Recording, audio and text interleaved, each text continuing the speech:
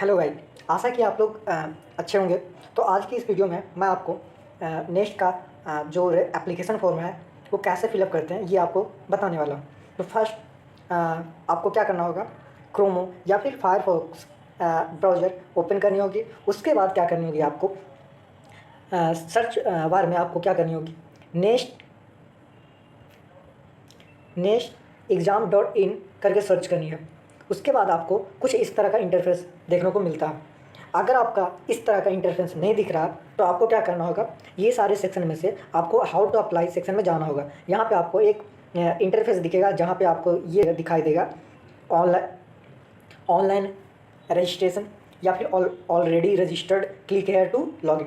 तो जो first time इस पोर्टल पे आया है, इस इंटरफेस पे आया है, तो उनको क्या करनी होगी, पहले ऑनलाइन रजिस्ट्रेशन करनी होगी। अगर आपको रजिस्ट्रेशन करनी है सबसे पहले तो आपको इस ऑनलाइन रजिस्ट्रेशन पे क्लिक करनी होगी। देन आप नए इंटरफेस पे चले जाओगे। इसके बाद आपको क्या करनी है कि वेट करनी है। वेट करने के बाद आपको इस तरह का इंटरफेस देखने को मिलता है। यहाँ पे कुछ जानकारी दी गई है, आप ये रीड कर सकते हैं। उसके बाद आप यहाँ पे क्लोज पे ऑप्शन पे क्लिक करेंगे। उसके बाद आपको क्या करें, आई एग्री पे क्लिक करनी होगी। देन आपको यहाँ पे information about niger next CBS इसके बारे में यहाँ पे आप देख सकते हो। उसके बाद यहाँ पे लिखा है to read how to apply, कैसे आप अप्लाई कर सकते हैं। ये यहाँ पे जाके एक फॉर्मेट दिया गया है, उसके थ्रू आप जानकारी ले सकते हैं कैसे फॉर्म भर सकता है। हम डायरेक्टली बता सकते हैं कि कैसे फॉर्म, इस तरह का इंटरफेस आपको देखने को मिलता है।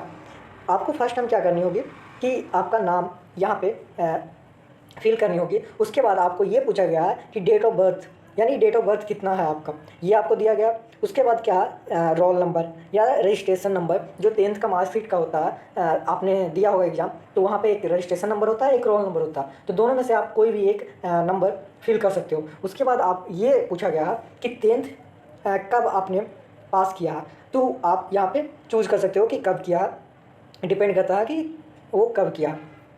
उसके बाद यहाँ पे जेंडर है, जो भी स्टार मार्क है वो कंपलसरी भरना है। तो यहाँ पे जेंडर है तो जेंडर आप मेल फीमेल या फिर अदर भर सकते हो। उसके बाद हाँ, मोबाइल नंबर की बात करते हैं तो आपको मोबाइल नंबर वो मोबाइल नंबर देना होगा जो चालू रहे हमेशा, क्योंकि उसी नंबर पे और ईमेल आईडी पे क्या आता है, यूजर आईडी और पासवर्ड आते हैं। साथ में जो भी नोटिफिकेशन आते हैं वो सारे ही इसी नंबर और ईमेल आईडी पे आते हैं। तो आपको क्या करना होगा, जो सही नंबर है और जो चालू रहता है हमेशा, जो यूज करते रहते हैं आप, वही आपको मोबाइल नंबर और ईमेल आईडी फिल करनी होगी। उसके बाद यहाँ पे क्या होगा, आपको जनरेट OTP पे क्लिक करनी होगी। जनरेट OTP क्लिक करने पर क्या होगा, आपको मोबाइल नंबर या फिर ईमेल आईडी पर आपको OTP प्राप्त होगा। उसके बाद आपको क्या करनी होगा, देन कैप्चा फिलअप करनी होगी। वैलिडेट OTP पे क्लिक करनी होगी। देन कैप्चा फिलअप करने के बाद आपको इस तरह का इंटरफेस शो होगा। इंटरफेस शो होते हुए आप यहाँ पे चेक करेंगे। फिर चेक करते हुए यहाँ पे सारे जो बॉक्स हैं, वाइट बॉक्स, यहाँ पे क्लिक करनी होगी, ब्लू टिक लग जाएगी। उसके बाद यहाँ पे आप क्या करोगे, रीवेरीफाई ऑप्शन पे क्लिक करोगे। करने के बाद आपको क्या, आप रजिस्टर हो चुके हैं। रजिस्टर होने के बाद आपको क्या, वही पोर्टल पे चले जाना, वहीं पे आपको शो हो जाएगा, यानी कि वहाँ पे आपको भेज दिया जाएगा उस इंटरफेस पे। देन यहाँ पे क्या आएगा, यहाँ पे लॉगिन फॉर्म। लॉगिन फॉर्म में क्या होगा कि आपके मोबाइल नंबर और ईमेल आईडी पे यूजर आईडी और पासवर्ड शेयर किए जाते हैं नेक्स्ट के ज़रिए। तो वहाँ पे आप देख सकते हो मोबाइल नंबर या फिर ईमेल आईडी, वहाँ पे आप देख सकते हो अच्छे से। तो वहाँ पे आपको मिल जाएगा। यहाँ पे आप भर सकते हो यूजर आईडी जो आपको प्रोवाइड किया गया है नेक्स्ट के द्वारा, एंड देन पासवर्ड। इतना फिलअप करने के बाद आपको क्या, कैप्चा फिर से फिलअप करनी होगी। कैप्चा फिलअप करने के बाद आपको लॉगिन पे क्लिक करनी होगी। क्लिक करने के बाद फिर आपको इस तरह का इंटरफेस देखने को मिलता है। यहाँ पे आप देख सकते हो कि एप्लीकेंट नेम, मतलब कि वो जब आपने रजिस्ट्रेशन किया उस समय का जो नेम है वो यहाँ पे शो होगा। डेट ऑफ बर्थ और 10th रोल नंबर और रजिस्ट्रेशन नंबर ये शो होगा। आपको फिल क्या करनी है, आपको ये फिल करनी है कि फादर नेम या फिर मदर नेम या रिलेटिव का अपना नाम देना है। लेकिन यहाँ पे गौर करिएगा, अपना फादर या मदर का नेम फिल करिएगा। उसके बाद क्या करनी है, आपको कैटेगरी, कौन से कैटेगरी से बिलोंग करते हो, इसका भी आपको जानकारी देना पड़ेगा। तो यहाँ पे आपको अगर OBC NCL से बिलोंग करते हो तो OBC NCL से लिखोगे, चूज करना पड़ेगा जनरल या फिर OBC NCL या OBC या फिर SC ST या फिर जम्मू एंड कश्मीर या लद्दाख, ये कैटेगरी होगा तो ये हो सकता।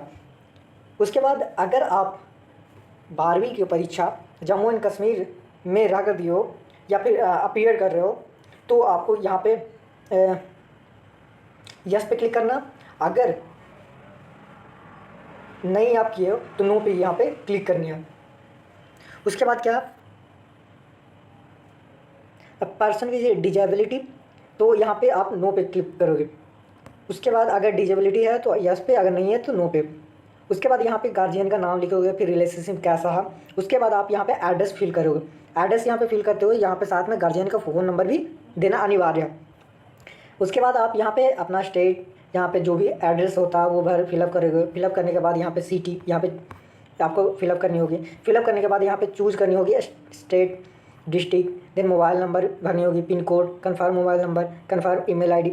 आपको वही ईमेल आईडी भरनी है जो चालू रहता है, जो यूज़ करते रहते हो आप। साथ में यहाँ पे अल्टरनेटिव मोबाइल नंबर भी फिल करोगे। अगर आपका परमानेंट एड्रेस सेम है एज प्रेजेंट एड्रेस तो आप यस पे क्लिक करोगे। अगर प्रेजेंट एड्रेस सेम नहीं है, परमानेंट एड्रेस है, तो आप यहाँ पे नो पे क्लिक करोगे। उसके बाद यहाँ पे आ जाते हैं 10th का डिटेल। तो 10th का आपने किस बोर्ड से किया है, एग्जांपल के तौर पे ले लिया जाए तो CBSE हो जाता है, BSB बोर्ड होता है, झारखंड का हो जाता है अपना बोर्ड। देन ऐसे ही बहुत सारे बोर्ड होते हैं, तो आप ये अप्लाई कर सकते हो। उड़ीसा का अपना बोर्ड होता है, तो ये लिख सकते हो। उसके बाद कब आपने पास किया, उसके बाद परसेंटेज कितना है आपका। देन उसके बाद 12th का भी आपका किस बोर्ड से आपने पास किया, कब किया आपने पास, परसेंटेज ऑफ मार्क कितना आपने प्राप्त किया, ये यहाँ पे फिल करोगे। फिल करने के बाद आपका इस तरह का इंटरफेस मिलेगा। उसके बाद आपको क्या करनी होगी, एग्ज़ाम सिटी प्रेफरेंस देनी होगी। अगर आप जहाँ रह रहे हो उसके नज़दीक कोई सेंटर है तो वहाँ पे आप फिल कर सकते हो। अगर मैं सपोज डेट मैं उड़ीसा में रह रहा हूँ, तो यहाँ पे भुवनेश्वर का एक सिटी है, वहाँ पे नेक्स्ट का एग्ज़ाम कंडक्ट होती है, तो आप यहाँ पे क्लिक कर सकते हो। इसके बाद प्रेफरेंस सिटी भी डाल सकते हो।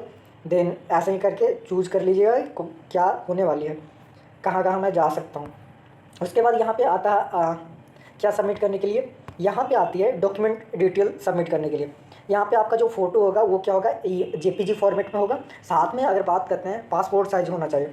पासपोर्ट साइज़ होने के बाद क्या करना कि जो इमेज होती है पासपोर्ट साइज़, उसका जो JPG फॉर्मेट होगा वो 200 KB के अंदर होना चाहिए, यानी उससे ज़्यादा नहीं होना चाहिए। दूसरा रिसेंट सिग्नेचर जो डिजिटल होना चाहिए। करने का मतलब आप सिग्नेचर कर लिए, उसके बाद फ़ोटो खींचकर वहाँ पे अपलोड करोगे तो वो हो जाएगा। आपको 200 KB के नीचे ही रखनी है। उसके बाद upload Jammu and Kashmir domicile certificate अगर है आपके पास तो आप यहाँ पे फिल कर सकते हो, यानी अपलोड कर सकते हो। अगर नहीं है तो आप यहाँ पे अपलोड नहीं करना। उसके बाद टोटल फ़ी, अगर आप जनरल से बिलोंग करते हो तो आपको यहाँ पे 1400 शो होगा। अगर आप OBC NCL मेल हो तो आपका भी 1400। अगर आप किसी भी कैटेगरी हो लेकिन फीमेल हो तो आपका यहाँ पे 700 रुपीज़ शो होगा। इसके बाद आपको पेमेंट करनी होगी। ये पेमेंट आप UPI, debit card, credit card जैसे पेमेंट गेटवे से कर सकते हो ऑनलाइन। तो उसके बाद यहाँ पे करने के बाद यहाँ पे डिक्लेयर आएगा। डिक्लेयर यहाँ पे जो पढ़ना है वो पढ़ सकते हो। उसके बाद आपको क्लिक करनी होगी, फिर कैप्चा फिलअप करनी होगी। कैप्चा फिलअप करने के बाद आपको क्या करनी होगी, सबमिट बटन पे क्लिक करनी होगी। उसके पहले सबमिट बटन प्रेस करने से पहले आपको प्रीव्यू कर लेनी है कि क्या क्या वो सारे समरी के रूप में दिखाई देगा। उसके बाद आपको वो अगर डाउनलोड होता है वो तो डाउनलोड कर लीजिएगा। उसके बाद आप यहाँ पर सबमिट कर सकते हो। उसके बाद ये पूरा हो गया। तो इस वीडियो में आपने जाना कि कैसे नेक्स्ट का फॉर्म अप्लाई कर सकते हो। अगर आपको किसी भी रिसर्च इंस्टीट्यूट के बारे में जानकारी चाहिए तो आप हमारे टेलीग्राम चैनल से जुड़ सकते हो। उसका जो लिंक है वो डिस्क्रिप्शन बॉक्स में दिया गया है।